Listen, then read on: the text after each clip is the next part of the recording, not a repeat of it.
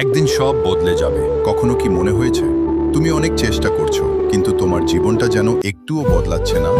তুমি হাসছো কিন্তু ভেতরে ভেতরে প্রতিদিন একটু একটু করে ভেঙে পড়ছো। মানুষ শুধু তোমার হাসিটা দেখে, তোমার লড়াইটা দেখে না। কেউ জানে না কত রাত তুমি ঘুমাতে পারোনি, কতবার নিজের চোখে জল নিজেই মুছে ফেলেছো, আর কতবার মনে মনে বলেছো আর পারছি না। কিন্তু তারপরও তুমি পরের সকালটা দেখেছো, আবার উঠে দাঁড়িয়েছো, আবার চেষ্টা করেছো। আর এটাই তোমার সবচেয়ে বড় শক্তি। মনে রেখো, যে মানুষ হাজারবার ভেঙেও আবার দাঁড়াতে পারে, তাকে হারিয়ে দেওয়া এত সহজ নয়।